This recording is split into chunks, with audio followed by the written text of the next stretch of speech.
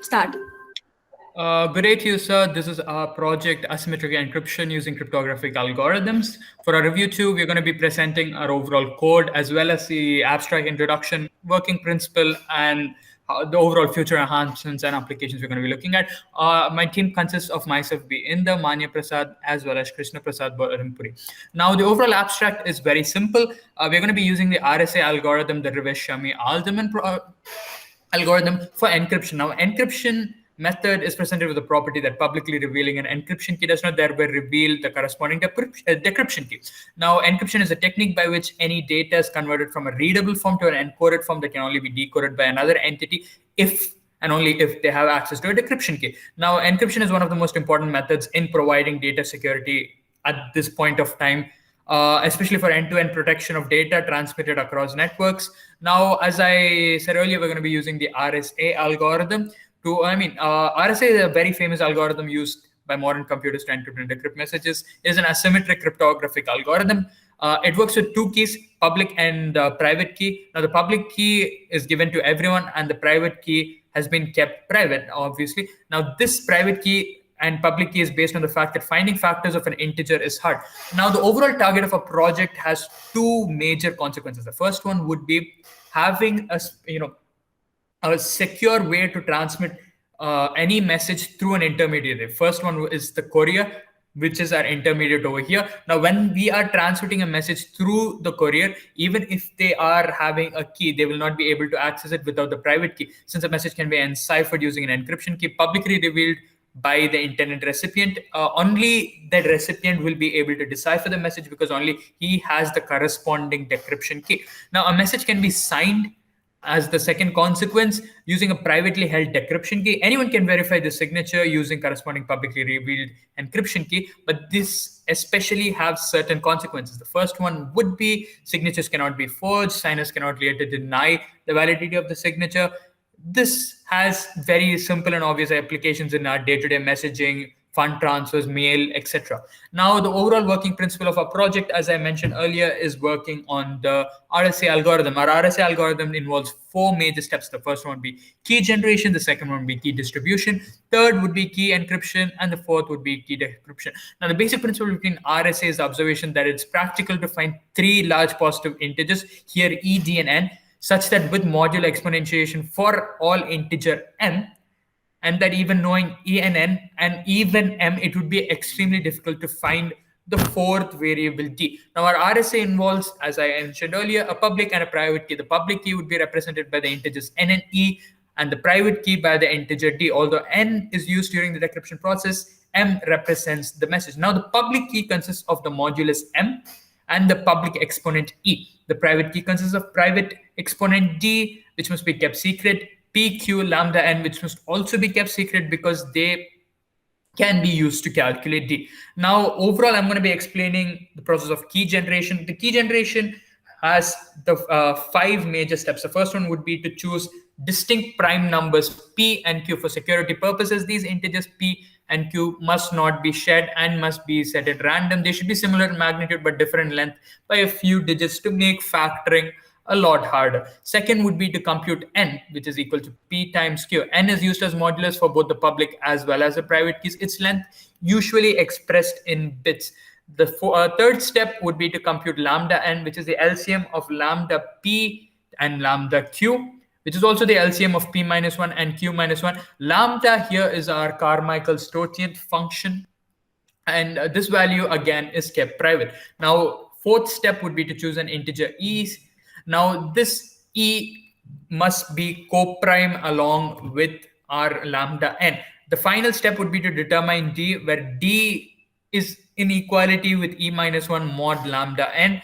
D is the modular multiplicative inverse of E modulo of lambda N. Again, this D is also kept as a private key. The next step would be key distribution. Now, suppose B wants to send information to A. Now, B must know the public key to encrypt the message, and A must use the private key to decrypt the message. To enable B to send his encrypted messages, A transmits his public key, which involves N and E, to B via a reliable and not necessarily a secret route. A's private key D is not distributed. For our second step of encryption, after B obtains A's public key, he can send a message M to A.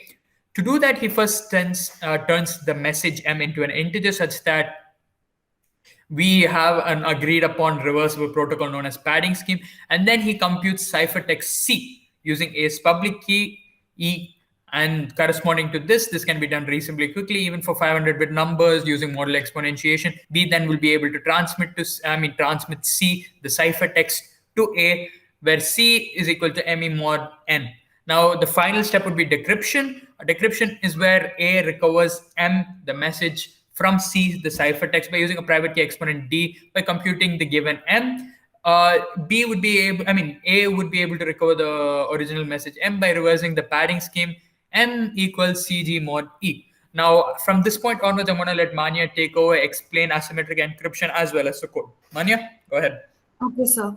So asymmetrical encryption is often called public key encryption, which allows A to send B an encrypted message without a shared secret key. There is a secret key, but only B knows what it is, and he does not share it with anyone, including A. As we can see in figure 1, B creates a pair of keys, one of which he keeps secret and one of which he sends to A. A then composes a confidential message and encrypts it using the key that B has sent to her. A then sends the encrypted data to B. B uses his secret key to decrypt the data and reads the confidential message. The key that B sends to A is the public key, and the key he keeps to himself is the private key. Jointly, they form B's key pair. The most striking aspect of asymmetrical encryption is that A is not involved in selecting the key. B created a pair of keys without any input or agreement from A and simply sends her the public key. B retains the private key and keeps it a secret. A uses an asymmetrical algorithm to encrypt a message with B's public key and sends it the encrypted data, which he decrypts using a private key. Can you go to the next page? Yeah, okay. So as we can see here, B has created his two keys without any agreement from A and then sent the public key to A while keeping the secret key to himself, the private key. In the next diagram, which is figure 3, A and C are able to use the same public key to create ciphertext that can only be decrypted using B's secret key.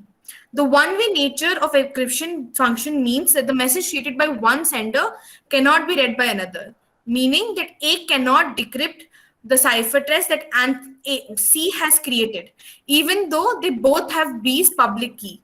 B can give out the public key to anyone who wants to send him a message, and he can even print it on his business card and hand it out to people. He can add the public key to an internet directory of keys, allowing people B has never met to create messages that only he can read. Thank you. Now we can go to the code. All right, you want to go to the code? Yeah, I wanted to write. As we can see, we have 3 choices and levels of encryption, which is mobile level, intermediate, and crucial. Enter the message. Our messages data structures. As we can see, this is the possible values of E and D. This is the encrypted message, which will look like this, which other people cannot read. Even if they try to break the code, there is no logical code that they can use to break it. And this is the decrypted message. Thank you. And this is the time analysis. Can you go back to the code? Okay. Can you please go to the main? Okay. So as we can see here, these are the 3 levels of encryption. For case 1, which is mobile level of encryption, we have P, of which the prime generator generates a value between 63 and 126. Q a value of Q, which is 65 to 132. For intermediate level of encryption, the prime generator generates a prime number for P, which is between 75 to 200, and for Q between 73 and 205. In the last case, which is the crucial case, we have again P's values are from 124 to 263, any one value, and Q's value is 139 to 230. Can we go back to the prime generator function? Yeah. So in the prime generator, we generate 2 values, P and Q depending, and which is randomly, it's a random prime number which is generated using this function for the level of encryption that we're doing. Can you go to the encryption portion, encryption function?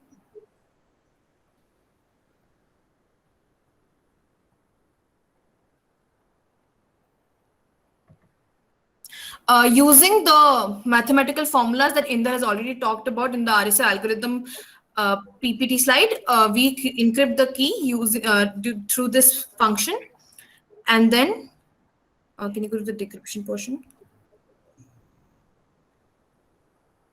We decrypt the message using the private key values that only the user knows, the creator of the program knows.